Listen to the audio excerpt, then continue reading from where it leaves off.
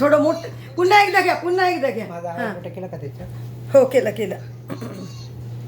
गुरुर्ब्रह्मा गुरुर्विष्णू गुरुर्देव महेश्वरा गुरुर्साक्षात् परब्रह्म तस्मै श्री गुरुवे नमः. ब्रह्मानंदं परमसुखदं केवलं ज्ञानमूर्ति तन्वातीतं गगनसदृशं तस्मत्साधितं एकं परमचरं सर्वाणि साक्षीभूतं भावातीतं त्रिगुणरहित सच्चिदानंद सद्गुरुनाथ महाराज की जय. विनायकं गुरु नौमे साखरे नाम विश्रुतं येषां चरण सान्निध्यात् जीवा मुक्ता भवन्ति. साखरे वंशविख्यातं ज्ञानदानपरायणं विनायकं गुरु वन्दे भवबन्धमुक्तये. श्रीरङ्गनाथं गुरुराजवर्यं मुमुक्षूणां ज्ञानदानेकदक्ष प्रभावती क्षेत्रनिवासेनंत नमामि वेदांतविदं वरिष्ठं. जो रंगनाथ गुरुजींचे नाम घेनित तो भवसागरातून पार होईल निश्चित. प्रेमीला ताई तुम्ही हे घ्या, एदक्षर म्हणा की हे घ्या. प्रेमीला ताई हॅलो. यदक्षरमणा केयमानंद भजवयेयं श्रीमन्निवृत्तिनाथेति ख्यातं दैवतमाश्रये. गुरुरित्याखया लोके साक्षात् विद्या हि शाङ्करी. जयत्या ज्ञाननमस्तस्य दयारद्राय निरन्तरं सार्धङ्केन च कस्यार्धं शिवयो समरूपिणो. ज्ञातुं न शक्यते लग्नमिति द्वैत छलान्मुः अद्वैतमात्मनस्तस्वं दर्शयन्तो मितस्तरां. तो वन्दे जगतामाद्यो तयोस्तत्त्वाभिपत्तये. मूलायाग्राय मध्याय मूलमध्याग्रमूर्तये. क्षीणाग्रमूलमध्याय नमा पूर्णाय शम्भवे. नमा पूर्णाय शम्भवे. नमा पूर्णाय शम्भवे. सच्चिदानंद सद्गुरुनाथ महाराज की जय. सद्गुरु मागीर महाराज की जय. सद्गुरु बाला साहेब महाराज की जय. सद्गुरु रंगनाथ महाराज की जय. सब संतन की जय. सब भक्तजनों की जय. जय गुरुदेव. सगळ्यांना जय गुरुदेव. रेवणवरताई म्यूट करा, रेवणवरताई. तर आपलं आता चांगदेव 65चं 38वा भाग सुरू आहे. 135 नंबरचं पेज आणि 38 नंबरचा आपला व्हिडिओचा भाग. तर आपण मागे बघितलं होतं निष्काम कर्म आणि निष्काम उपासनेनं काय होतं, मल दोष निघून जातो. मल विक्षेप दोष आपल्याला घालवावे लागतात. निष्काम कर्माने काय होतं, चित्त शुद्ध होतं आणि निष्काम उपासनेने चित्त स्थिर होतं.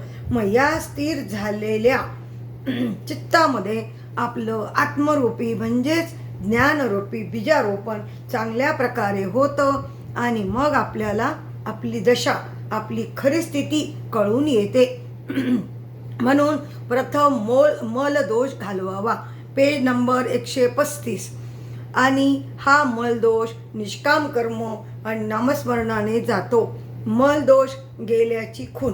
आता रंगनाथ माऊलींनी प्रत्येक गोष्टीतल्या खुणा सांगितल्या.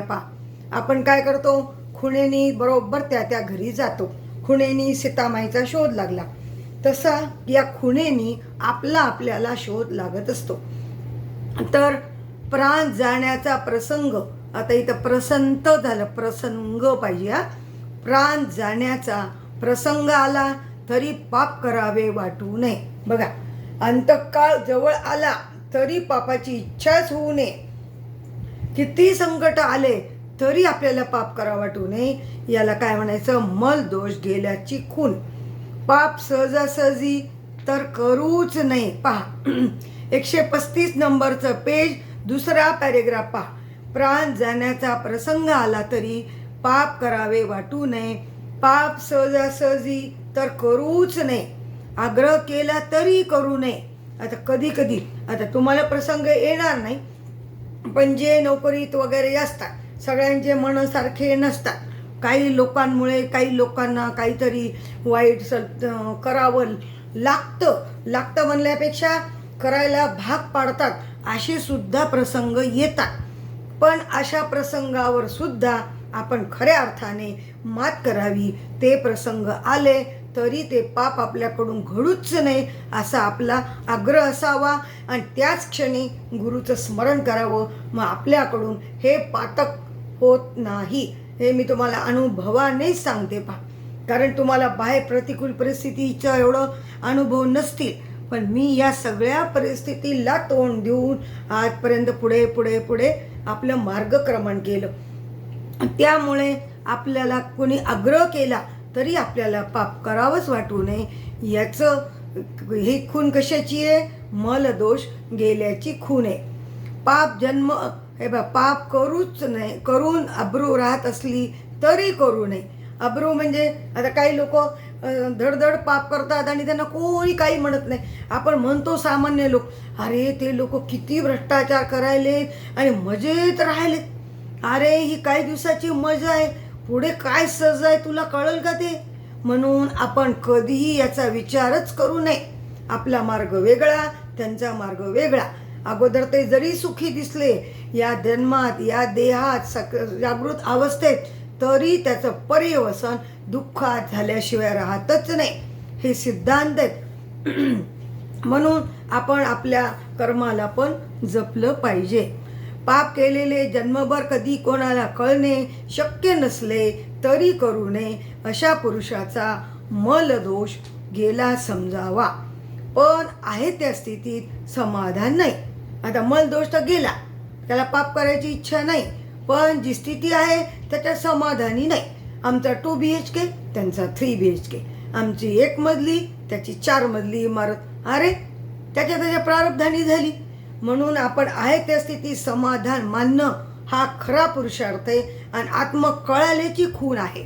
म्हणून त्या स्थितीत त्याला समाधान नाही, आत्मा कळत नाही, म्हणून 2 दोषाने युक्त आहे.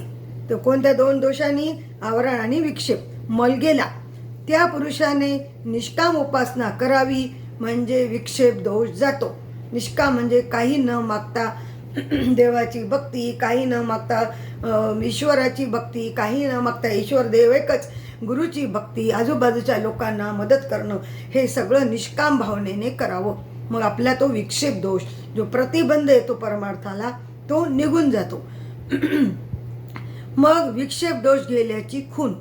पापवृत्ती नाही आणि आहे त्या स्थितीत शांत राहतो. जैसी स्थिती आहे तैच्या परी राहे, कौतुक तू पाय संचिताचे. अरे जी काही आपल्या समोरची परिस्थिती असते ते संचितातलंच गाठोडं आहे, तुझंच आहे. तूच केलेल्या कर्माचं तुला फळ मिळते. म्हणून तुला फक्त ह्या जन्मी आठवत नसत, पण मागच्या जन्मीचं तुला काय हिशोब माहिती?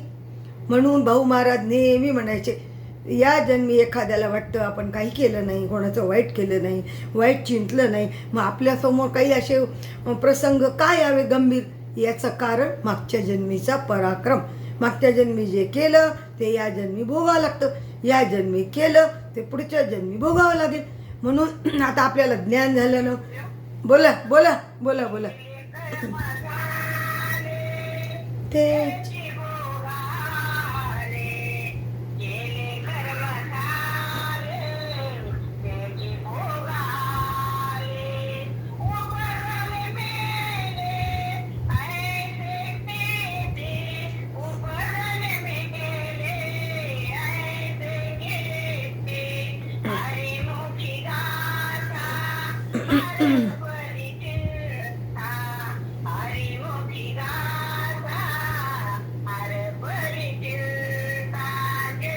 जय गुरुदेव.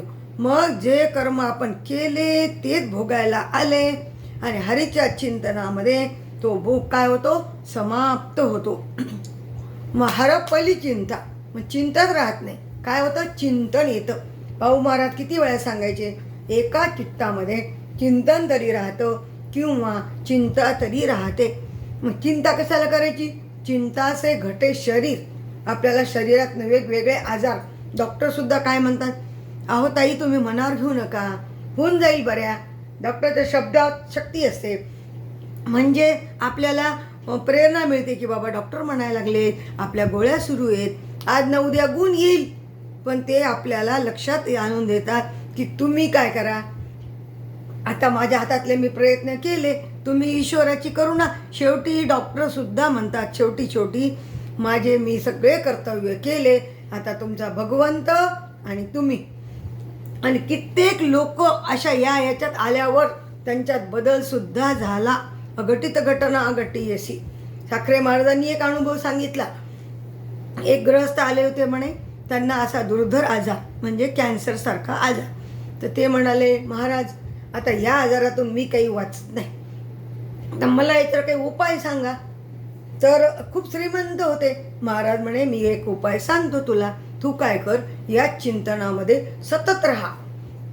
या चिंतनात राहिला तुझा आजार बरा होईलच, पण आजार बरा झाल्यावर सुद्धा हे चिंतन सोडू नको. आणि बघा त्यांच्या शब्दामध्ये शक्ती, आणि तो खरोखर चांगला झाला.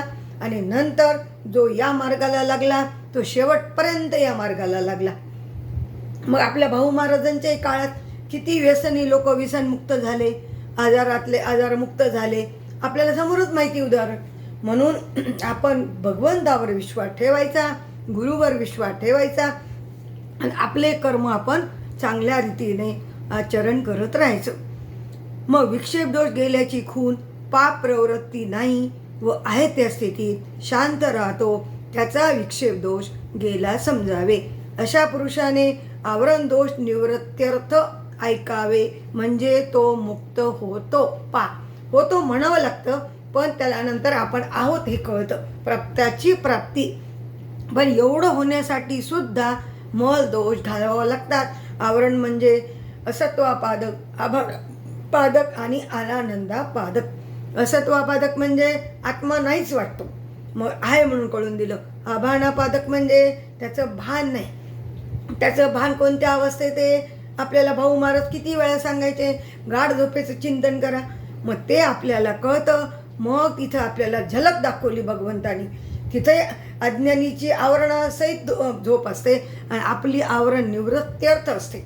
म्हणून आपल्याला काय वाटतं, खरं माझं ते रूप आहे आणि तेच खरी दिवसासुद्धा आहे. तसंच अज्ञानीचं तसंच असतं, पण त्याला वाटत नसतं. म्हणून भगवंतानी आपल्याला एक अवस्था दिली, त्या अवस्थेचं चिंतन केलं तर जागृती स्वप्नात सुद्धा आपल्याला आनंदच मिळतो. मग आपल्याला मल आणि दोष, मल आणि विक्षेप आपल्याला घालवावे लागतात निष्काम कर्म उपासनेने, आणि आवरण दोष गुरु काढतात. आनंदाचं आवरण, विषयातला आनंद विषयाचा वाटतो, तो विषयाचा नसून आपलाच आनंद असतो, विषयाच्या द्वारे आपण घेतो, म्हणून आपल्याला पटकन कळत नाही. मुक्तीचा वेदांत ऐकणे वेगळे व गमतीचा वेदांत ऐकणे वेगळे. आता काही लोक काय करतात, नुसतं हसवतात बघा. काही कीर्तनकार पण त्यातलं काही सांगत नाही, तत्व सांगत नाही, ज्ञान देत नाही तेवढं, पण नुसते हसवण्यावर. एका दृष्टीने बरोबर आहे. अहो आजकाल लोक हसतच नाहीत. पुण्याला तर लाफ्टर क्लासेस आहेत, त्याच्यापेक्षा बरं त्या 3 तास का 2 तास त्या कीर्तनात हसतो माणूस. हसल्यावर काय होतं, आपण म्हणतो कळी खुलली, म्हणजे आतल्या आनंदाला स्पर्श होतो तेवढाच. पण हे आपल्याला आनंद, आपल्या स्वरूपाचा आनंद कळत नाही. पण गमतीच्या वेदांतापेक्षा मुक्तीचा वेदांत ऐकणं 100% बरोबर आहे. आता उदाहरण दिलं त्यांनी, जसे सुवासिनी बाईचे कुंकू ऐश्वर्यावर नसते. 135 नंबरचं पेज पहा. शेवटचा पॅरेग्राफ. सुवासिनी बाईचे कुंकू ऐश्वर्यावर नसते तर नवऱ्याचे असते. म्हणून ऐश्वर्य गेले तरी तो नवरा, तो पाहिजे तरी तो नवरा आहे, तोपर्यंत ती कुंकू लावते. तर बघा, रंगनाथ माऊलींनी संसार केला नाही तरी आपल्या नवरा बायकोच्या लेकराच्या घरातल्या उदाहरणाहून किती उच्च प्रतीचा दृष्टांत सिद्धांत पटवून दिला पा. तोपर्यंत ती कुंकू लावते. कपडे दागिने ऐश्वर्याचेच असते. ते गेले की ती बाई दुसरा बघते, हे ऐश्वर्याचे कुंकू आहे. जी बाई दुसरा बघते हे ऐश्वर्याचे कुंकू आहे समजावे. तसे वाटेल तो प्रसंग आला तरी समाधान ढळू नये. काही लोकांना पुन्हा लग्न करायची इच्छा होते, तसं न होता त्या आहे त्या परिस्थितीत तिने राहायला पाहिजे. याचा अर्थ खूप लहान वयात गेला करू नये असं नाही हां, आणि करावंच असंही नाही. म्हणून वाटेल तो प्रसंग आला तरी समाधान ढळू नये. आता खूप लहान वयात आधीचे लोकांचे मालक जात होते, बाळविधवा मागच्या काळात होत्या, मग त्या लोकांना अधिकार होता. अहो त्यांचं सगळं याच्यामध्ये लक्ष असतं. काही काही मुली तर मोठ्याही नाही होत तरी पण त्यांचे लग्न करायचे, म्हणून त्या काळातलाही गरज होती. आताच्या काळात आपल्याला बोलायची गरजच नाही. म्हणून आपलं समाधान, याचा अर्थ काय, समाधान कुठल्याही परिस्थितीत ढळू देऊ नये. मुक्तीचा वेदांत ऐकला समजावे, गमतीचा वेदांत ऐकण्यापुरताच असतो. बघा, मुक्तीचा वेदांत खरा तो ऐकलाच पाहिजे, पण गमतीचा सांगण्यापुरता, ऐकण्यापुरता. त्या महाराजांनी सांगायचे दृष्टांतांनी आपल्या लोकांनी ऐकायचं, हसायचं. मुक्तीचा वेदांत मुक्त होई जोपर्यंत राहतो. त्या गमती बिमती थोडा वेळच लक्षात राहतात, पुन्हा नाही लक्षात राहत, आणि पुन्हा तो आनंदही जातो. पण हा खरा आनंद, खऱ्या स्वरूपाला प्राप्त झालेल्या जीवात्म्याला अखंड आनंद असतो. आंब्याचे झाड सावली करता व सरपणा करता लावू नये. सावली करता लावावं, पण सरपणा करता लावू नये. फळाकरिता लावावे, त्यात झाड हिरवे आहे तोपर्यंत सावली मिळत असते. झाड वाळले की सरपण होतच असते. आता झाड वाळल्यावर काय होतं, त्याचं सरपण. काही काही झाडाचं आयुष्य संपल्यावर ते वाळतात. तसे मुक्तीचा वेदांत ऐकला तर आवरण दोष जाऊन मुक्त तर होतोच, पण त्याचा जय जयकारही होत असतो. आता रंगनाथ माऊलींचा, आपल्या भाऊ महाराजांचा, उमागीर महाराजांचा, सगळ्यांचा वेदांत कसा आहे, किती जय जयकाराला प्राप्त झाला.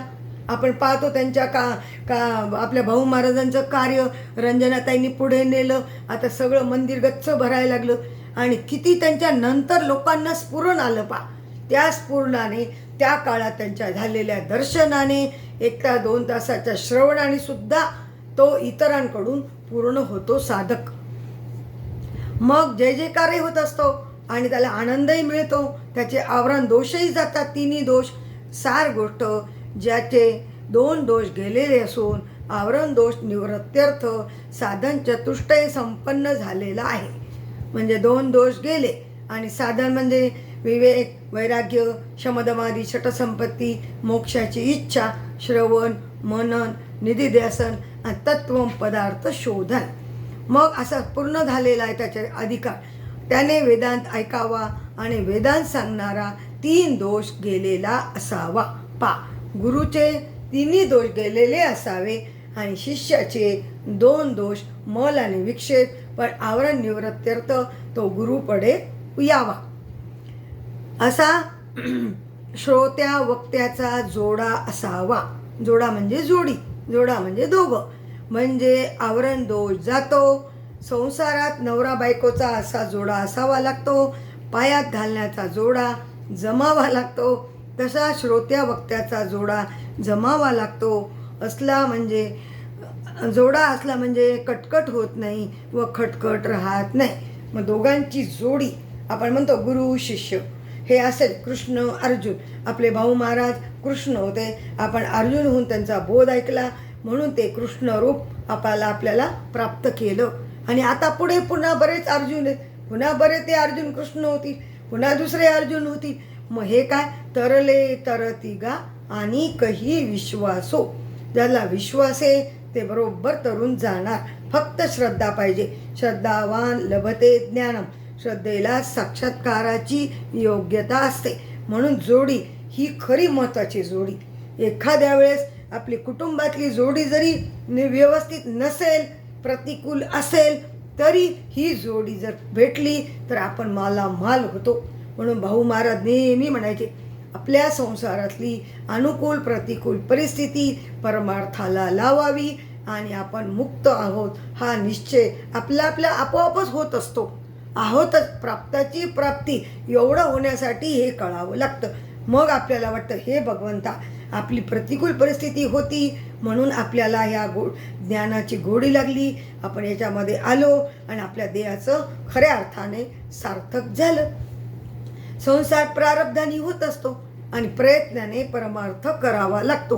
म्हणून प्रतिकूल परिस्थितीला घाबरू नये आणि अनुकूल परिस्थिती असेल तर परमार्थात आपण खर्च करावा सरळ हाताने. सरळ याचा अर्थ घरावर तुळशीपत्र ठेवून भिकेचं कटोरं घेऊन थोडीच जावं. आपल्या मुलाचं बाळाचं शिक्षण, नोकरी, धंदा, काम सगळं बघून आणि आपण आपल्यातला जे शक्य आहे तेवढा भाग काढावा आणि त्या भागात आपण साधू संतांचं भोजन, पुन्हा कुठं दान धर्म पंक्ती हे करावं. म्हणून आपले भाऊ महाराज नेहमी म्हणायचे, पुण्याहून बोलवायचे सप्त्यामध्ये कीर्तनाला आणि कीर्तन केलं आणि त्या दिवशी आपली ज्याच्या कीर्तन आहे त्याची पंगत ठेवायचे आणि म्हणायचे ज्ञानदान अन्नदान दोन्हीचा दग्ध शर्करा योग या साधकामध्ये आहे. आणि त्यांनी आपल्याकडून करून घेतलं. त्यात त्यांना पाहिजे होतं का काही सांगा, त्यांना काही गरज होती का?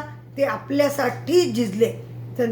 जगाच्या कल्याणा संतांच्या विभूती देह कष्टविती पर उपकारे. मग आता आवरण दोष गेल्याची खून, आता 2 दोष गेल्याची खून कळली. खून म्हणजे चिन्ह. आता आवरण दोष गेलं कशावरून समजायचं? कर्तृत्व बुद्धी जन्य ज्ञान राहत नाही, कर्तेपणा संपतो. माझं अकर्तृत्व प्रगटे ईश्वराचे. कर्तृत्व करणे जन्य म्हणजे उत्पन्न, काहीतरी करायचं असं काही. जय गुरुदेव, जय गुरुदेव. बोला.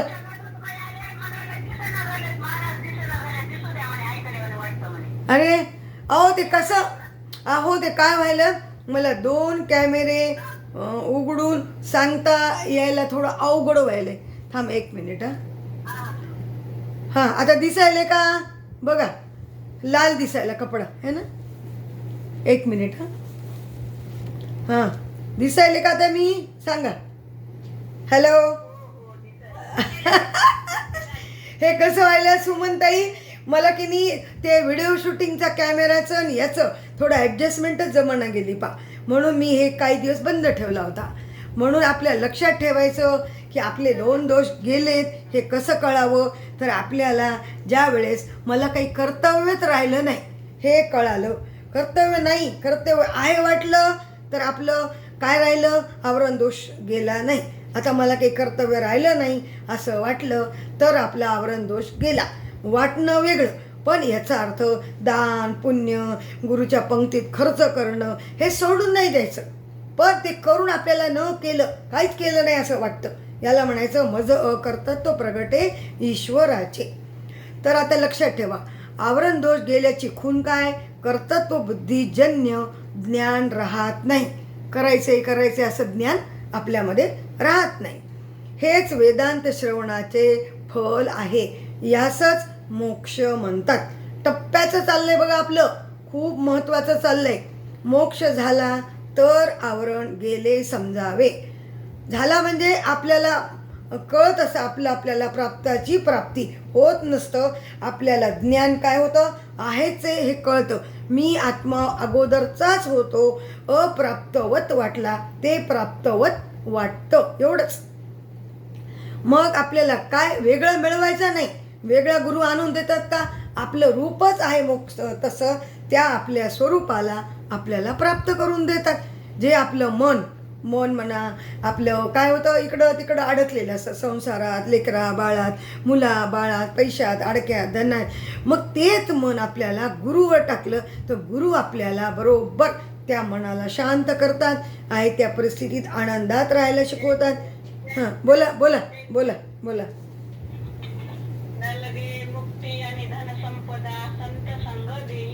हां जय गुरुदेव. आता इथं न लगे मुक्ती म्हणलं तरी ती मुक्ती आपल्याला येतीच बरं का.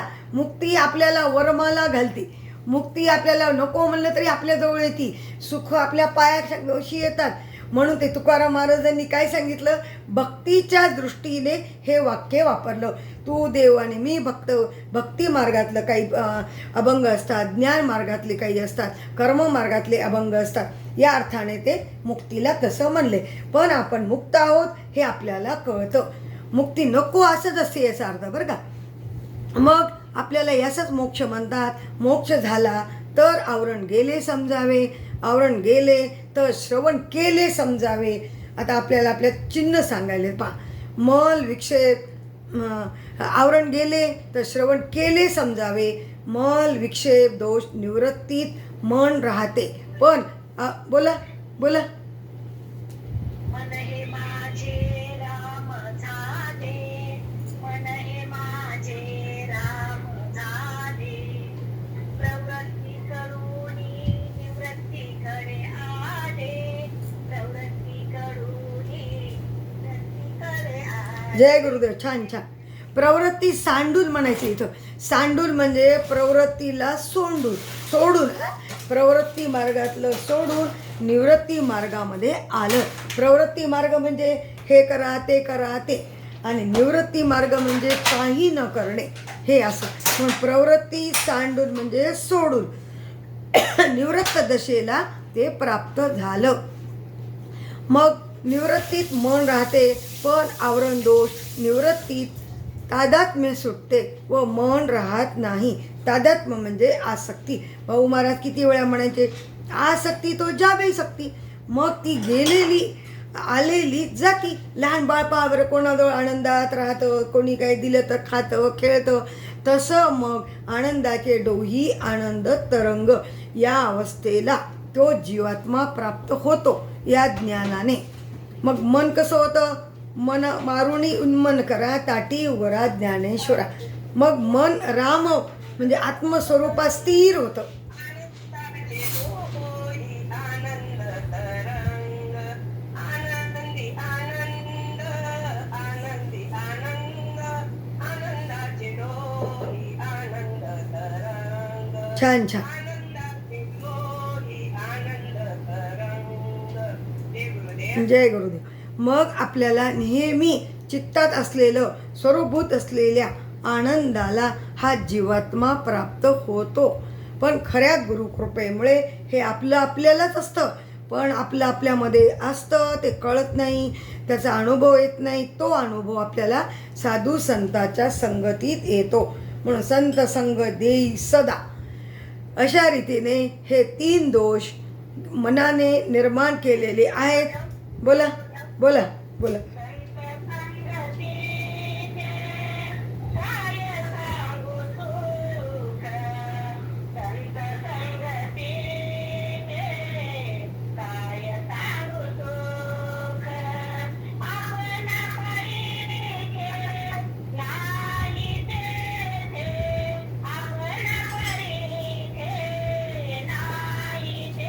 वाव. थोर जाना साधू थोर जाना, थोर जाना. जय गुरुदेव. मग साधू थोर कशामुळे साधूचं महत्त्व, की या साधू संताच्या संगतीत गेला की तो जीवात्मा मुक्त होतो. म्हणजे त्याला आपण मुक्त आहोत, आत्माच आहोत याचा अनुभव येतो, आणि त्याला पुढे येण्याची गरजच नाही. शरीरावर येण्याची शरीरा येण्याची सरे, किंबहुना ऐरधारा चिरा पडे. अशा अवस्थेला आपल्याला सद्गुरू माऊली प्राप्त करून देतात. म्हणजे आहेचे प्राप्त, ते अप्राप्तवत वाटला तो प्राप्तवत वाटतो. मग अशा रीतीने 3 दोष मनाने निर्माण केलेले आहेत, तसेच 3 गुणही मनानेच निर्माण केलेले आहेत. तिथं मानाने झालं, मनाने करा. अगोदर ब्रह्म, नंतर माया, नंतर जीव शिव, नंतर मन, असा क्रम न घेता मनामुळे जीव शिव अविद्या ही सर्व कल्पना आहे असे लावावे. आपल्याला अगोदर काय, ब्रह्म, नंतर माया, नंतर जीव शिव झाले वाटतं. असं न होता मन नंतर मन, तर असं न करता उलट करायचं. मनाला अगोदर घ्यायचं, मग जीव शिव, आणि मग अविद्या. अविद्या म्हणजे माया. मग या मनामुळे सगळं भाव तयार झाले. अविद्या येणे नावे, मी विद्यमानाची नव्हे, हे अविद्याची स्वमुखे सांगत असे पा.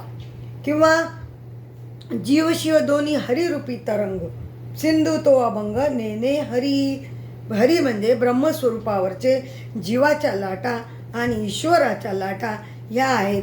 मग आहे काय मध्ये पाणीचे.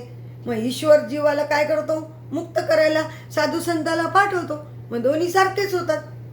मग आपल्याला नेहमी आधी साधू संत गुरु काय करतात, आपल्याला पूर्णतेचा अजातवादाचा दृष्टांत देतात. जो आनंद सत्य प्रकाश विभू आणि आधार नाम रूपास, तो अपार शुद्ध परमात्मा मीच असे. मग एवढं माझं मोठं स्वरूप आहे, मग मला कोण घेऊन जाणार, मी कोणाच्या पोटात येणार. भाऊ महाराजांच्या भाषेत पहा. म्हणून आपल्या आपल्या स्वरूपाला ओळखा आणि स्वरूपभूत ज्ञानामध्ये विलीन व्हा. स्वरूपभूत ज्ञान तसंच राहत असतं, वृत्तीचं ज्ञानच जात असतं. आधी आपली वृत्ती काय करते, देह मी असं समजते. मग मी आत्मा समजते. मग आत्मा ब्रह्मरूपे समजते. मग ब्रह्मरूप वृत्ती होती, अहम ब्रह्मास्मी. मग ही वृत्ती काय होते, गुरुच्या कृपेने स्वरूपभूत ज्ञानात विलीन होते. मग स्वरूपभूत ज्ञान जातं का, नाही. मग आपल्याला स्वरूपभूत ज्ञान तसंच राहतं. वृत्तीला झालेलं ज्ञान अहम ब्रह्मास्मी ते स्वरूपात विलीन होतं. आपण कथ्थक नावाच्या फळाचं उदाहरण पाहतो. म्हणून आपलं हे सगळं गेलं पाहिजे. माया नाहीचे. कशी साधू संताच्या तळपायाखाली माया जाती. ब्रह्मतेची माया, माया तेची ब्रह्म. अंग आणि छाया जया परी, तोडिता न तुटे सारिता निराळी. लोटांगण तळी हरपती. तशी ती आपल्या सुद्धा पायाखाली येते आणि आपल्याला सुद्धा भेडसावत नाही. बोला. हां.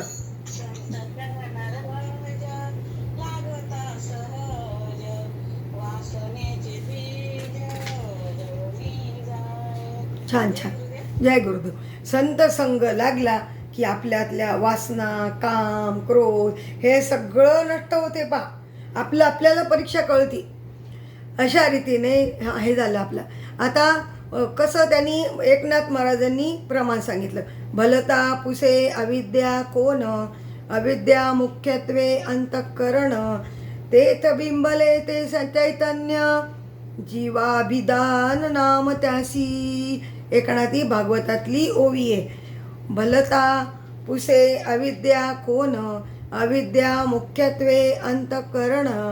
तेथ बिंबले जे चैतन्य, जीवाभिधान नाम त्यासी.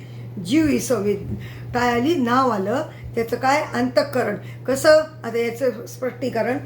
मनाने व्यवहार करण्याला आरंभ करणे हा सत्वगुण. मनाने काय व्यवहार करण्याला आरंभ म्हणजे सुरुवात, त्याला म्हणायचं सत्वगुण. व्यवहार वाढवावा, वाटणे रजोगुण. व्यवहार खूप वाढवावा, मोठा करावा व्यापार, तो रजोगुण. त्यासाठी काही करणे हा तमोगुण. मग आपला पैसा वाढवावा म्हणजे वाट्टल ते मार्ग मिळवावा, वाट्टल त्या मार्गाने पैसे मिळावेत, याला काय म्हणायचं, तमोगुण. असा गुण दोषात्मक सर्व संसार मनाने निर्माण केला. हे काय, मनाने असा व्यवहार निर्माण केला. हा झाला अध्यारोप. यानंतर अपवाद. 3 गुण संपले. अध्यारोप अपवादातून आपल्याला स्वरूपाकडे नेतात. 3 गुण संपले तर परमार्थ संपला. म्हणून तमोगुणाचा रजोगुणात जातो, रजोगुणाचा सत्वगुणात येतो, सत्वगुणाचा शुद्ध सत्वगुणात जातो. सत्वात संजायते ज्ञानम. मग 3 गुण संपले तर परमार्थ संपला. म्हणून परमार्थ संपत असतो, संसार संपत नाही. म्हणून संसाराला प्रारब्धावर ठेवा आणि प्रयत्न आणि परमार्थ साधावा. 2 गुण संपले तर संसार संपला. त्यात रजोगुण, सत्वगुण. तमोगुण गेला तर निषिद्ध व्यवहार संपला. रजोगुण गेला तर संसार संपला. विधीने करायचाही संसार संपतो. मग जन्य सुख भोगावे वाटू नये. जन्य म्हणजे उत्पन्न झालेले. आता कंटाळा येतो भोगाचा. जेवताना सुद्धा कधी कधी संपल की जेवण वाटते. पा तृप्ती झाली या जैशी. बोला बोला.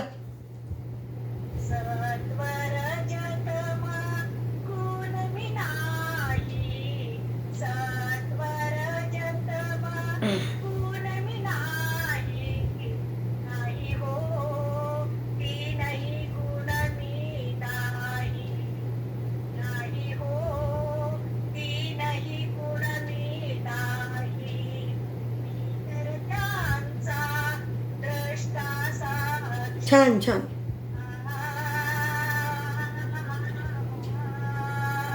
हं. चला आपल्याला पुढे जायचंय सुमनताई. जय गुरुदेव. आता प्रमाणावर थोडा अंकुश ठेवा बरं. आपल्याला हा पूर्ण करायचा आहे चांगदेव 65. तर मग आपण सगळ्यांचे द्रष्टे आहोत. मग काय उत्पन्न झालेलं सुखसुद्धा आपल्याला भोगायची इच्छा होत नाही, म्हणजे आपलं तृप्ती झालेली असते. म्हणून अनात्मज्ञान मिळवावे वाटू नये. अनात्मा म्हणजे आत्म्याच्या विरुद्ध देहाचं सत चित आनंद, हे देहाचं आत्म्याचं ज्ञान वाटावं. पण असं जड दुःखरूप या अनात्म्याच्या ज्ञानाकडे प्रवृत्ती थांबते. काय करायचंय आता? एकदा काही काही लोक म्हणतात, अहो तुम्ही डाय लावतच नाही. आता काय करायचं डाय लावून? काळे ते पांढरे, पांढरे झालेले पुन्हा काळे करून लोकांना काय फसवायचं आणि कशामुळे? म्हणून आपल्याला आता या गोष्टीची सुद्धा आवड राहत नाही. म्हणजे अनात्म गोष्टीतलं ज्ञान, अनात्म गोष्टीची इच्छा ती सुद्धा आपल्या मनातून निघालेली असते. याचा अर्थ करूच नाही असं नाही. ज्याला सवय येतो वेगळी गोष्ट. मग सत्वगुण संपला, 2 गुण गेलेला तो साधक ठरतो. बघा, 2 गुण गेलेला साधक, 3 गुण गेलेला तो गुणातीत होतो. गुणाच्या समाप्तीत मनाची समाप्ती आहे. गुण संपले की मन संपलं. मनाच्या समाप्तीत दर्शनाची समाप्ती आहे. आत्मदर्शन होतच. दर्शन घेणे ही सात्विक क्रिया आहे. आपल्याला आधी आपण देवाच्या मंदिरात जातो, घंटी वाजवतो. आपल्याला आधी वाटतं देव काही झोपलाय का, त्याला घंटी वाजू जोरात उठवायचं. अरे तो आपल्यामध्येच आहे, पण आपलं येडं मन करायचं. सगळ्यांनी घंटी वाजवली, आपणही घंटी वाजवायची. आलिंगन देणे ही राजस क्रिया आहे. लाथाळी करणे ही तामस क्रिया आहे. म्हणजे कोणी कोणी मारामारी पायाने मारणं वगैरे करतं, त्या काय तामस क्रिया आहेत. मग सात्विक, राजस, तामस या क्रियाचं स्वरूप सांगितलं. श्री ज्ञानेश्वर महाराज चांगदेवाबरोबर राजस तामस क्रिया तर करू इच्छित नाहीतच, पण भेट घेणे, दर्शन घेणे ही सात्विक क्रिया देखील करू इच्छित नाहीत. याचे कारण भेट घेण्यात सिद्ध भेट विस्कटते व दर्शन घेण्याकरता आत्मस्वरूपातून च्युत होऊन मन रूपावर यावे लागते. दर्शनासाठी मनाच्या उत्पत्तीला कारण अविद्या आहे आणि व्यवहाराला कारण मन आहे. ज्या मनामुळे सगळा व्यवहार घडतो कळतो, त्या मनाला लावण्याचे 2 मार्ग आहेत. मनाला आपण 2 मार्ग कुठे कुठे लावायचं ते मनाचं सांगतात. मनाला संसाराकडे लावता येते, परमार्थाकडे लावता येते. परमार्थाकडे लावले तर सत्वगुण वाढतो. संसाराकडे लावले तर रजतमोगुण वाढतात. तमोगुण वाढला तर अधोगती, रजोगुण वाढला तर सद्गती, सत्वगुण वाढला तर परमार्थ. म्हणून सत्वात संजायते ज्ञान. आता आपण सगळेजण कोण आहेत? सत्वगुणातले साधक आहोत, म्हणून आपल्याला हे आवडतं. मग सत्वगुण वाढला तर परमार्थ. त्यात कृतीच्या परमार्थाकडे लावण्यापेक्षा विचाराच्या परमार्थाकडे लावावे. कृती म्हणजे हे व्रत वैकल्ये हे सगळं केल्यापेक्षा विचार करावा. विचाराने आपल्याला परमार्थ किंवा आत्मा किंवा आपलं स्वरूप हातात येतं. म्हणून आपल्याकडे क्षणोक्षणी हाची करावा विचार, तरावया पार भव सिंधू. सगळ्या गोष्टीत विचार.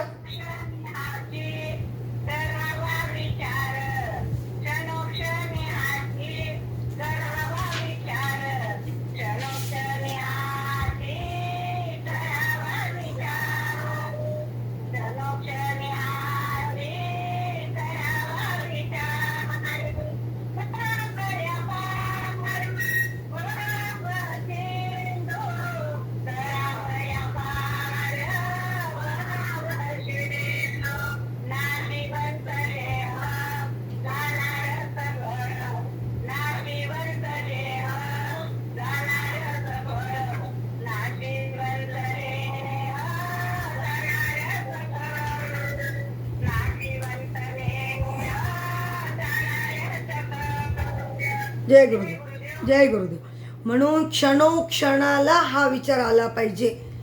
मग तेच आपल्याला सांगायचं आहे. संत मन विचाराकडे लावण्याकरता सत्संगतीमध्ये राहावे लागते. संताच्या संगतीत राहिलं की बरोबर मन विचाराकडेच आकृष्ट होतं. आता मन लीन करण्याची 2 साधने. आता लीन सुषुप्ती आणि समाधी. त्यात समाधी स्वातंत्र्याची आहे आणि सुषुप्ती प्रारब्धाधीन आहे. आता मन लीन कुठं होतं? सुषुप्तीमध्ये. सगळे इंद्रिय लीन होतात आणि ही सुषुप्ती पण काय स्वातंत्र्याची. म्हणजे काही लोकांना छान गाढ निद्रा होती. हे समाधी काय स्वातंत्र्य. ज्यांनी समाधीचा अभ्यास केला त्यांना लावता येते. आणि सुषुप्ती काय प्रारब्धाधीन आहे. म्हणून कुठेतरी मी वाचलं, ज्यांनी भरपूर पुण्य केलं आहे त्यांना गाढ झोप येते पहा. मग ही गाढ झोपसुद्धा एक परमेश्वरी देणगी आहे. याचा अर्थ कधी कोणाला येत असेल, कधी दुपारी लागत असेल, 5 मिनटं लागो, 10 मिनटं लागो, 1 तास 2 तास गाढ झोपलं की एकदम फ्रेश ताजं तवानं वाटतं बघा आपल्याला. आणि ही आपल्याला प्रारब्धाधीन आहे. मग आपली पूर्वपुण्यही त्यामुळे आपल्याला छान झोप लागते. निश्चिंत मन झालं की हळूहळू हळूहळू आपली झोप चांगली व्हायला मदत होते. आणि झोपताना सुद्धा सकाळपासून संध्याकाळपर्यंत केलेले कर्म त्रिपुटीत झालं. मी केलं नाही, मी आत्मा सच्चिदानंद आहे या निश्चयाने काय होतं? संचित जळून जातं, क्रियमान लागत नाही आणि प्रारब्ध देहाबरोबर चाललं. मग हे आपल्या लक्षात येतं. आणि त्रिपुटीत असल्यामुळे क्रियमान लागतच नाही. मग इथेच आपल्याला खरं आपल्या स्वरूपाची जाणीव होते. म्हणून मन बदलण्याची 2 साधने. संगतीने एक मन बदलते व गुणाने मन बदलते. सत्वगुण वाढला तर मन बदलतं आणि संगत असली गुरुची की मन बदलतं. त्या गुणाचे मन बदलण्यात पारतंत्रता आहे, पण संगतीने मन बदलण्यात स्वातंत्र्यता आहे. गुण म्हणजे कधी कधी अनुवंशिक गुण येतात, लवकर बदलत नाही, पण संगतीत मात्र मन बदलतं. त्याचं आपल्याला स्वातंत्र्य. आणि आपण सगळ्यांचं मन आपलं अगोदर मन राग वगैरे होता, पण या संगतीत आलो, गुरुच्या सान्निध्यात आलो की आपलं हळूहळू हळूहळू काय झालं? सगळ्या गोष्टीवर ताबा मिळवला. आता हे अंतःकरण म्हणजे काय? एक बरणी आहे. त्या बरणीमध्ये काय आधी साखर ठेवली. आता आपल्याला शेंगदाणे ठेवायचे. आधीची साखर काढावी लागेल ना, मग शेंगदाणे टाकावे लागतील. तसं या अंतःकरणामधलं काम, क्रोध, लोभ, मोह, मद, मत्सर हे सगळं गेलं की त्याच्यामध्ये काय होईल? आत्मरूपी बीजारोपण होईल. मग आत्मरूपी बीजारोपण झालं की अनुभव यायला सुरुवात होईल. मग आपला चेहरा खुलतो, आनंदात होतो आणि सतत आपण सातत्याने या स्थितीमध्ये राहतो. म्हणून आपण काय करायचं? संगती संताची. वाईट लोकांच्या संगतीत राहायचं नाही, त्यांचं बोलायचं नाही, ऐकायचं नाही. जशी स्थिती आहे तैशा परी राहते. जय गुरुदेव. कौतुक तू पाहे संचिताचे. जशी स्थिती आहे तैशा परी राहे. जय गुरुदेव.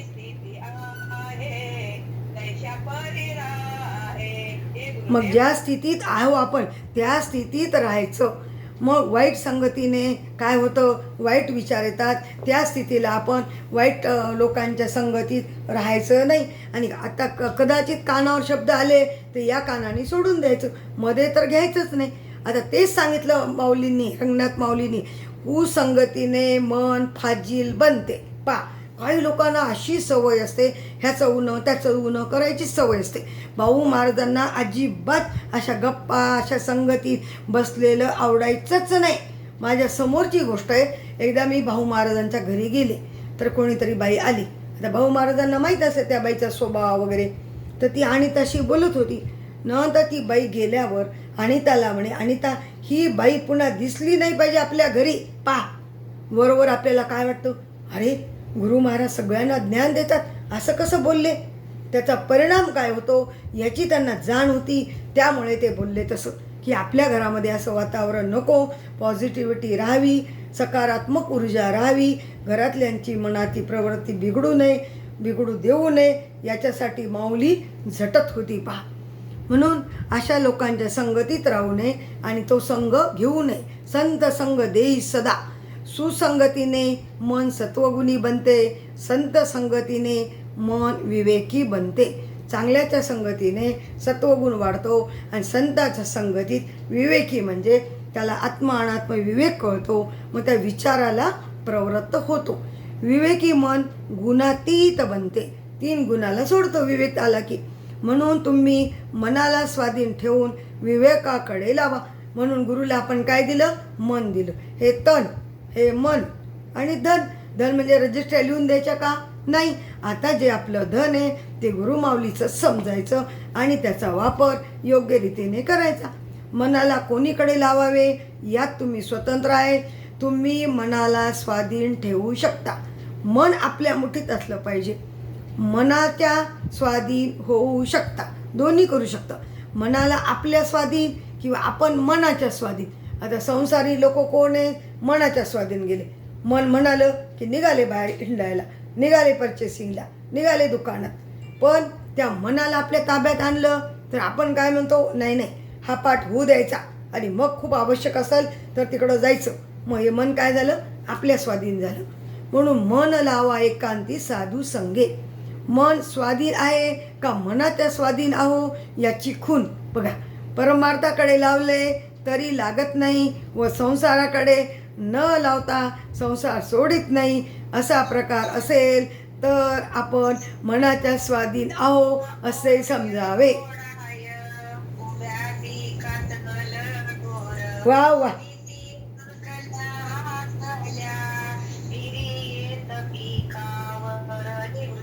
जय गुरुदेव. छान छान. बघा हे मन कसं आहे? वढाळ गाईसारखं आहे. वढा जनावराला किती ते आवडतं तरी त्या पिकाकडे तोंड घालतं. बहिणाबाई चौधरीने किती छान ही कविता लिहिली पाबर. तसं आपल्या मनाचं आहे. पण आपल्याला अशा सुद्धा मनावर अंकुश ठेवायचा आपल्या माऊलींनी शिकवला. परमार्थाकडे न लागता आपल्या परमार्थाकडे न म्हणता लागते आणि संसाराकडे नेले तरी जात नाही असा प्रकार असेल तर मन आपल्या स्वाधीन आहे असं समजावं. सगळ्या गोष्टीच्या खुणा सांगितल्या हो रंगनाथ माऊलींनी. परमार्थ आता आपलं मन कसं आहे? परमार्थाकडेच लागतं. संसाराचं जाऊ द्या, होईल आज ना उद्या, उद्या नाही परवा, काय एवढं चिंता करत बसायचं. मग याला काय म्हणायचं? आपण आपला मार्ग व्यवस्थित चालला, मनाला आपण ताब्यात मिळवलं. मन तसं ताब्यात येणं खूप अवघड गोष्ट आहे ही. हा, गती अधोगती मनाची आहे युक्ती. गतीलाही नेतं मन, अधोगतीलाही नेतं. भाऊ महाराज म्हणायचे, खंती न करा होणे गाढव कुत्रा. तुम्ही जर संसारातलं मन नाही काढलं तर गाढव आणि कुत्र्याच्या जन्माला जावं लागेल. तिथं काय अवस्था आहे सांगा बरं. मालकाने खायला दिलं, खायला मिळतं. प्यायला दिलं, पाणी मिळतं. थकून गेलं तर मालकाने जेवढं ओझं ठेवलं पाठीवर तेवढं ओढत ओढत न्यावं लागतं की नाही सांगा. एकदा आम्ही असंच बसनी चाललो होतो. एक छकडा होता छोटा. ते ऊसाचे दिवस होते. ऊस मार्केटला न्यायचं. भरगच्च भरलं होतं. त्या ठिकाणी त्या बैलांना ते ओझं पेलवत नव्हतं बरं. तो गाडीवाला जोर जोरात मारत मारत त्याला नेऊ लागलो. किती वेळा ते बैल खाली बसू लागला, पुन्हा उठू लागला, मारलं म्हणून उठायला. मला इतकं वाईट वाटलं. देवा भाऊ महाराज जे सांगतात ते आपण प्रत्यक्षात प्रॅक्टिकल बघितलं. मग कशाला आपल्याला मन पाहिजे संसारात? म्हणून आपल्याला प्रॅक्टिकली अनुभव सांगितला, स्वानुभव सांगितला, ग्रंथातला अनुभव सांगितला. अरे आता तरी मन याच्यातलं काढा. मग खऱ्या अर्थाने आपण काढलं. हे खरंच गुरुची कृपा आहे बरं. या गुरुच्या कृपेला आयुष्यभर आपण विसरत नाही. म्हणून गुरु ईश्वर सतत पूजनीय वाटले पाहिजे. गुरु नैव शिष्य या भूमिकेत गेलं तरी आता ज्ञानदेव म्हणे, भजा आत्मदेवा अखंडित सेवा करायची. मी आत्मा म्हणलं तरी ही गुरुची सेवा आहे. आणि आता आपल्या सगळ्यांच्या आतमध्ये आत्मरूपाने आपली गुरुमाऊली आहे. म्हणून मनुष्य देहातल्या जीवाने मनाच्या स्वाधीन न जाता मनाला आपले स्वाधीन करावे. कारण मन फार चंचल आहे. म्हणून तर मन वायूच आहे. त्याला न पुरती भ्रमणा दाही दिशा. त्याला 10 दिशा भ्रमण करायला कमी पडतात. इतकं मन चंचल आहे. म्हणून म्हणतो क्षणाचं गल्लीचं दिल्लीत जाऊन येतो. सूर्याला प्रकाश देण्याकरता त्रैलोक्य कमी पडते. जैसे बिंब तरी बचके एवढे परिप्रकाश हा त्रैलोक्य थोकडे. ज्ञानेश्वरीतली 4थ्या अध्यायातली 15वी ओवी. वामनाला त्रिपाद भूमी दान देण्याला त्रैलोक्य कमी पडते. महात्म्याला आपला आनंद भरण्याला त्रैलोक्य कमी पडते. आनंदे भरीन तिन्ही लोकी, त्याप्रमाणे मनाला फिरण्याकरता त्रैलोक्य कमी पडते. एरवी रहाटा वया थोकडे त्रैलोक्य यया, अशा मनाला आपल्या अंकित करून विवेकी बनवावे व कृतार्थ अवस्था प्राप्त करून घ्यावी. कृतार्थ अवस्था म्हणजे कोणत्याही प्रकारचे कर्तव्य उरू नये.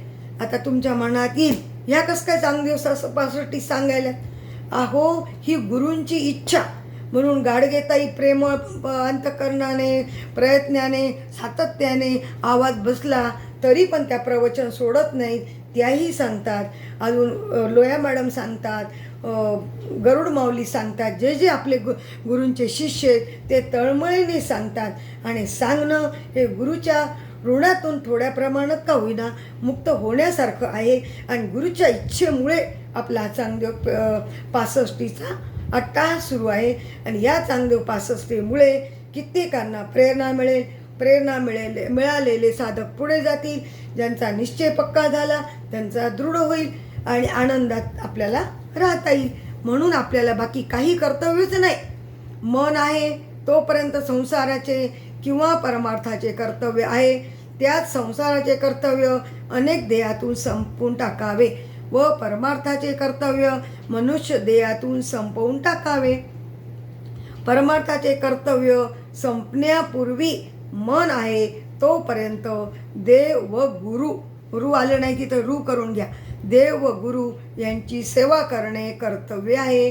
जोपर्यंत आपल्याला हे कळत नाही देवाची सेवा उपासना आणि गुरुची सेवा करावी, परमार्थाचं कर्तव्य संपण्यापूर्वी आणि नंतरही ज्ञानोत्तर सेवा करावी. मनास आत्मा देवाची सेवा करतो तो भक्त. मनास आत्मा आधी आपण देवाची सेवा करत होतो, उपवास वगैरे व्रत वैकल्ये आधी सकाम नंतर निष्काम, तो भक्त. आणि गुरुची सेवा करतो तो साधक. मग भक्ताचं रूपांतर साधकामध्ये होतं. ईश्वर सेवेतून पार पडला तर मुक्तीचा अधिकारी होतो. मग गुरु काय करता, ईश्वर काय करतो, गुरुकडे भेट करून देतो. मग ईश्वर सेवेतून मुक्त झाला, ईश्वराने कृपा केली, मग गुरु भेटले. मग श्री गुरु सेवेतून पार पडला तर तो मुक्त देव होतो. बघा, आपण आहोतच देव, पण आपल्याला आपलं स्वरूप कळत नाही. म्हणून आपल्याला गुरुची संगती करावी लागते. आता उदाहरण दिलं पहा, मुलाची सोयरीक झाली की त्यास हळद लावण्याचा अधिकार आला. घरातले संसारातले लग्न कार्याचे प्रसंग आपल्याला जेवढे माहीत नाहीत तेवढे प्रसंगातून त्यांनी चांगदेव 65 सांगितली. हळद लावण्याचा अधिकार आला. कसा आला? सोयरीक झाली, हळद लागली की नवरदेव झाला. तसे ईश्वर सेवेने देव होण्याचा अधिकार येतो व श्री गुरुसेवेने देवच होतो. देव होईजोपर्यंत सगळे करण्याचे उरते, देव झाल्यावर काही करायचे उरत नाही. अशी कर्तव्याभाव स्थिती प्राप्त होते. कारण देव झाला की मनच राहत नाही. सुषुप्त मन हे राम झाले, मन हे राम प्रवृत्ती सांडून निवृत्तीशी आले. सुषुप्ती अवस्थेमध्ये मन लीन होते, त्यावेळी काही कर्तव्य उरत नाही. तर मन संपल्यावर कर्तव्य कसे उरेल? सुषुप्ती अवस्थेत काही राहत नाही तर मन संपल्यावर कशाचं काम राहिलं? अर्थात खरी कर्तव्याभाव स्थिती विदेह मुक्तीत आहे. सार गोष्ट देह संपल्यावर तर काही करायचंच नाही. काही काही लोकांना देह असतानाही करायची गरज नाही, ते विदेह स्थितीचेच आहेत.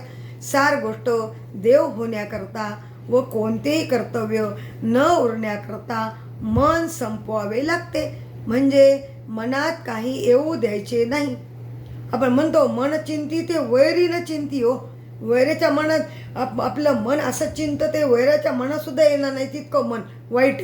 पण साधू संगतीत आलं ते मन म्हणत राहत नाही, मनात काही ठेवायचे नाही.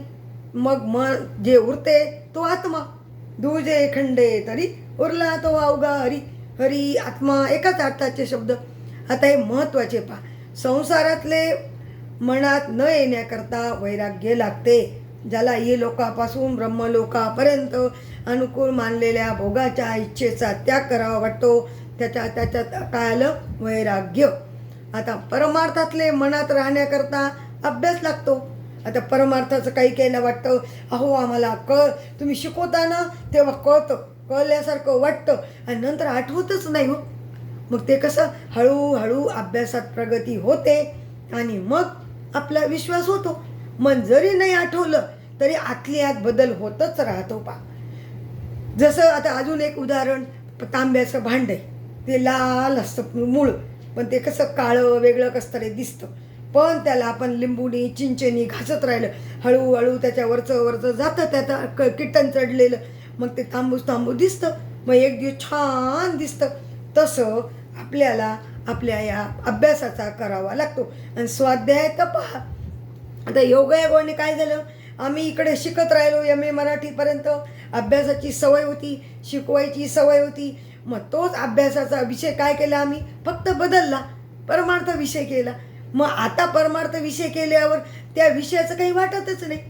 म्हणून आपल्याला हळूहळू अभ्यासाची सवय होते आणि एकदा आपल्या अंतःकरणात सगळे गुरुचे वचन, गुरुचं ज्ञान, गुरुची कृपा मुरली की आपोआप ओठानी आपल्या बाहेर पडते वैखरीतून. पहा, आता मी कधीही विचार करत नाही आज काय घ्यायचं पाठात, आज काय बोलायचं, आजचा विषय काय.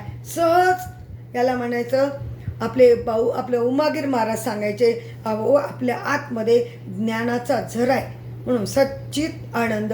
चित म्हणजे कळणरूप आणि सत म्हणजे आहे आपलं अस्तित्व, आनंद म्हणजे आनंदरूप. मग ज्ञान आपल्यामध्येच आहे, ज्ञानाचा झरा आहे. जसं झऱ्याचं पाणी हळूहळू येतच राहतं वर, तसं हळूहळू प्रवचनातून कीर्तनातून ते बाहेर पडत असतं. मग त्याचा उपयोग इतरांनाही होतो, त्याचा त्याला आनंद मिळतो. म्हणून आपण सतत या अभ्यासामध्ये राहिलं पाहिजे. मनात परमात्मा राहण्याकरता, मन परमात्मरूप होण्याकरता अखंड अर्थाचा बोध व्हावा लागतो. अखंड अर्थ म्हणजे सगळ्यांच्या आतमध्ये कोण आहे, मीच आहे. कोणत्या रूपाने, आत्मरूपाने. सर्वांच्या हृदय देशी मी अमुक ऐसी बुद्धीस्फुरे अहर्निशी. ते वस्तुगामी, वस्तू, समिती, द्रक, आत्मा, परमात्मा एकाच अर्थाचे शब्द आहेत. अखंड अर्थ म्हणजे सगळं, दोरा आणि फुल. बोला बोला.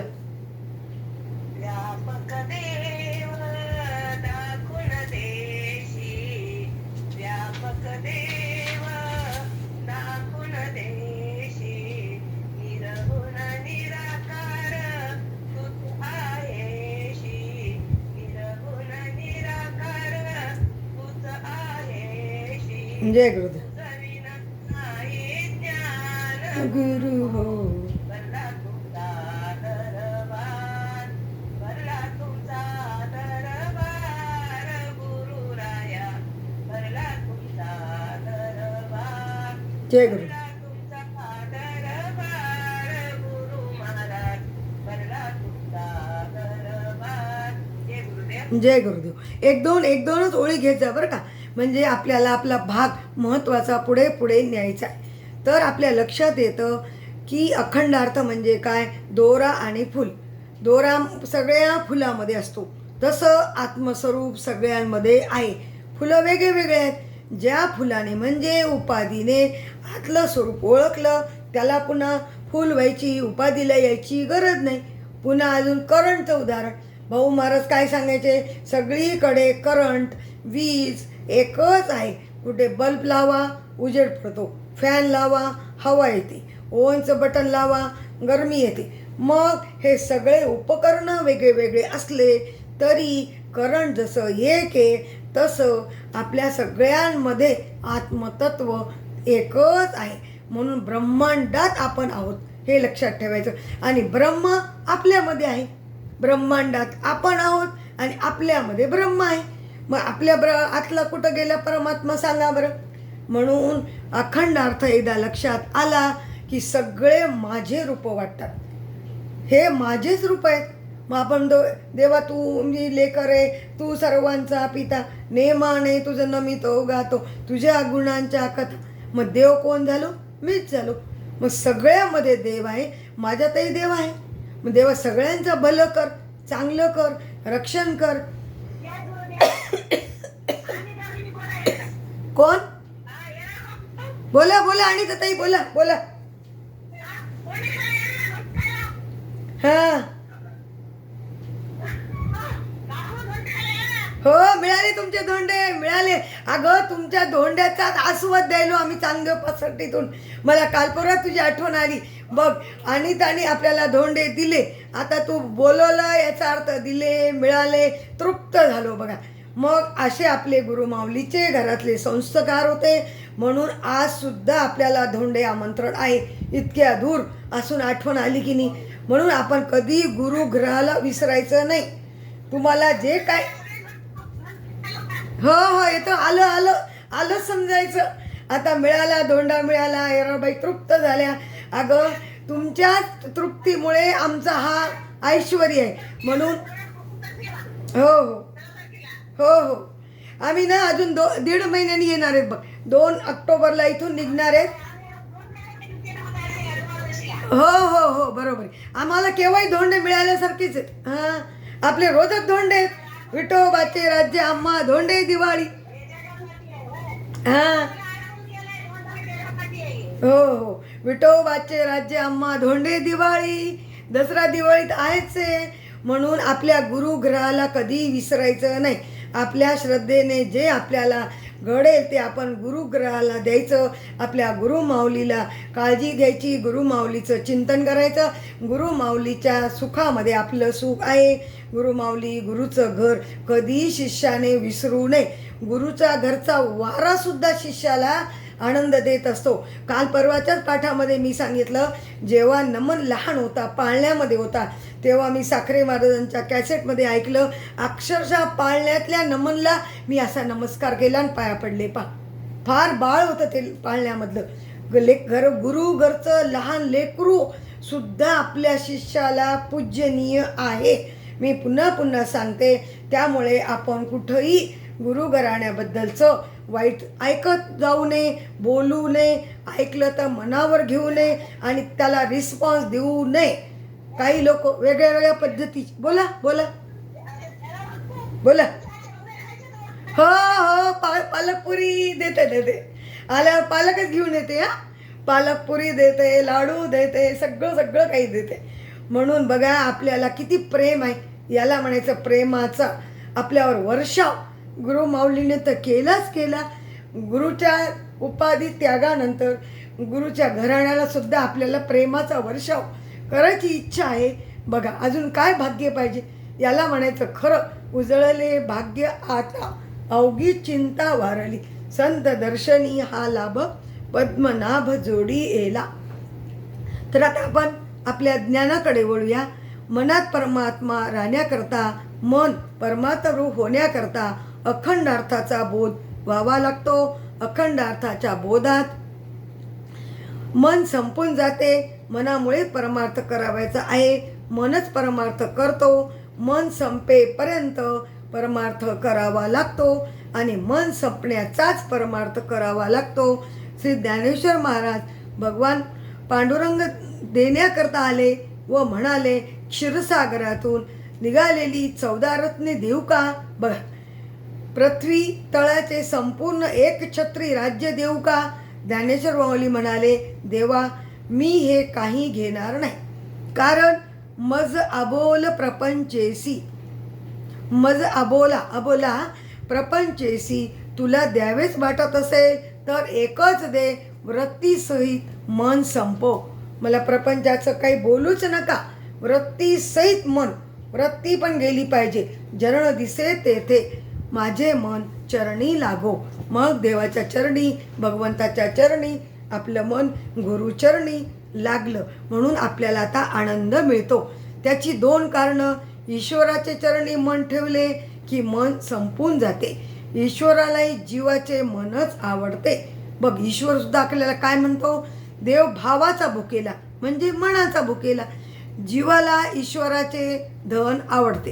हे बा, आपल्या जीवाला ईश्वराला मन आवडतं आणि जीवाला ईश्वराचं धन.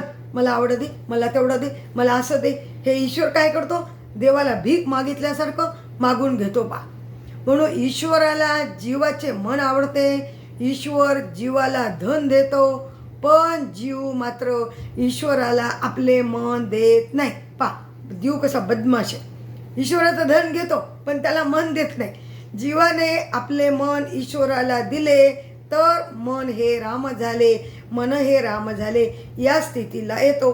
धन तर त्याच्या पाठोपाठ आपोआप येतच असतं हो, पण आपल्याला वाटत नाही. देवाला मागत नाही आपण, देवाला मागत नाही, धनाला मागतो. आणि धन आलं की देव येतोच की. लक्ष्मी कुठं असती? देवाच्या जवळ पाय चुरत बसती, ती पण आपले पाय चुरती.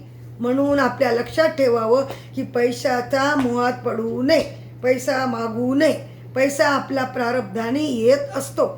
म्हणून मन जर परमात्मा रूप झाले तर ते पुन्हा मन रूपावर येत नाही. उदाहरणार्थ गंगा समुद्राला मिळाली तर ती पुन्हा परत येत नाही, आणता येत नाही, आणायला वेगळी उरतच नाही.